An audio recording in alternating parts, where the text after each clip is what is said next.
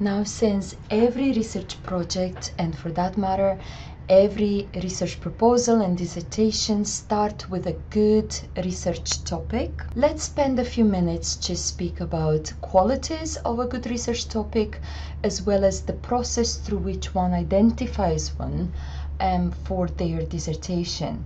We'll start with qualities of a good research topic.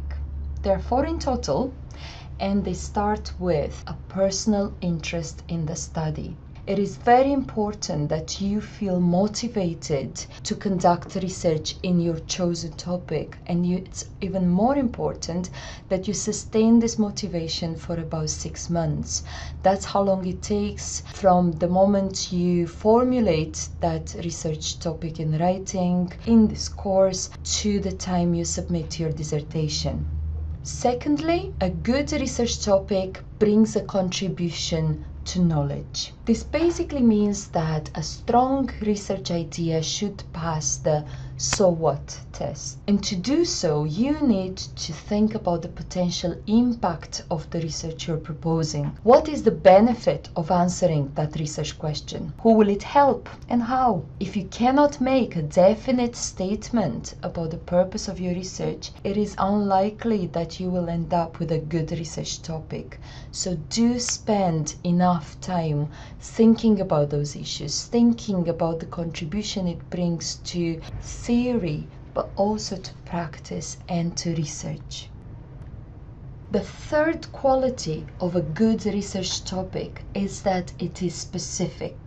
To ensure the contribution of the study you'll propose is specific, this basically refers to the fact that you need to have a question that your study is trying to answer. A question rather than simply a topic heading. The question specifies what you hope to learn about the topic of interest and what your exact contribution in that area could be. Too broad and poorly formulated research questions obscure the understanding of the study's contribution. They can also send you to false paths of inquiry. It is very important that you set the boundaries of what it is that you're trying to examine. A good way to think about this is by employing what we called here at Glasgow the ABC rule. Let's spend a couple of minutes trying to understand that rule. The ABC rule basically states that any good research aim has 3 elements to it: A and B, abstract concepts, and C, applied context. In other words, one way of thinking about it, one template through which you could express the ABC rule in your research aim is to say the aim of this research is to study the determinants of A in the context of C. Okay, so no B there. The B is implied. The B is the determinant. It's what you're trying to find out. A way to express this as a question would be, for example, what are the determinants of job-related tension, so an A, in public organizations? The C, the context. Another template for a correctly formulated research aim is the aim of this research is to study the consequences of A in the context of C. Again, an implied B. The B is the consequences.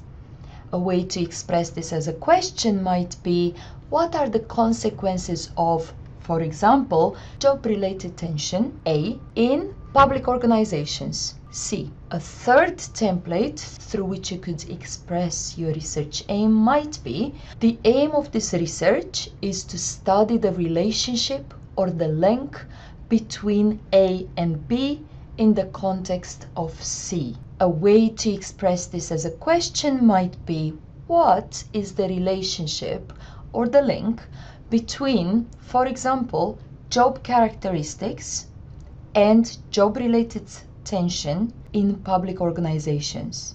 A, job characteristics. B, job-related tension. C, public organizations. A fourth template for your research aim might be, the aim of this research is to study the effect or the impact of A on B in the context of C. Or, expressed as a question, what is the impact of job-related tension, as an example, on performance, another example, in public organizations? A, job-related tension, B, performance, C, public organizations. Finally, another template might be, the aim of this research is to enhance the understanding of A in the context of C.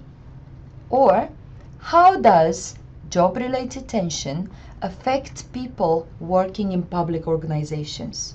Now, you may have noticed that job-related tension is an abstract concept. You cannot actually see it. You cannot imagine it. Performance is another abstract concept.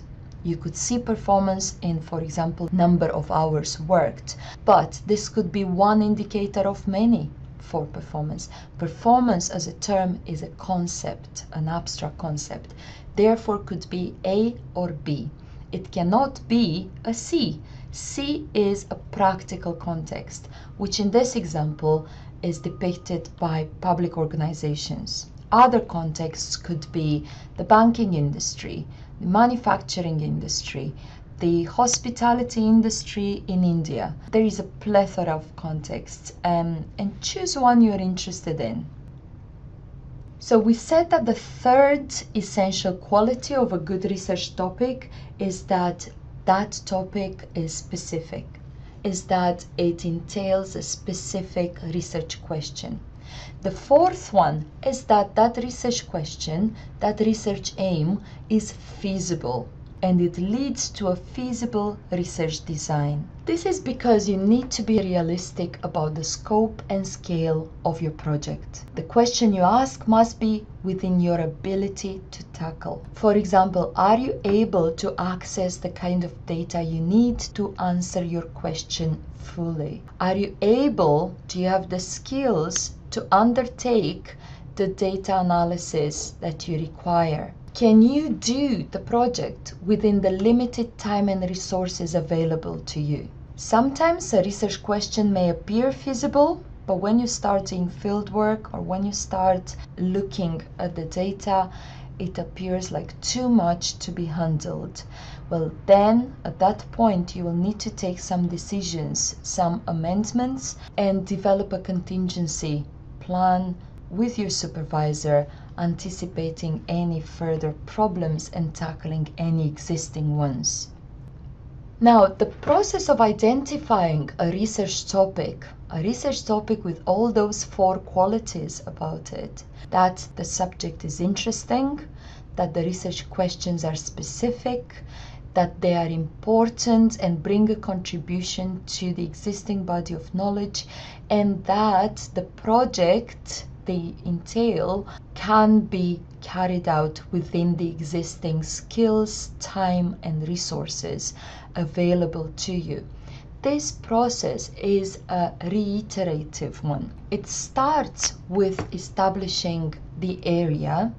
It goes then into narrowing down that area into specific research questions, and then moves on into establishing a justification for the importance, the usefulness of answering those questions. If you, and that's step 3 of the process, realize that you cannot make a narrative, a convincing narrative to say that those research questions are important, you go back to formulating other research questions. If you, however, realize that you can justify their importance, you move on to assessing the feasibility of the project overall. And again, if you find out that that's not feasible, you go back and formulate different questions. And if you do find out it is feasible, and hopefully you would be able to, with some help from your research methods class and your dissertation supervisor, then you move on to research design. Now, what I would like to do at the end of this video is spend a couple more minutes looking at sources that will help you identify an interesting research topic.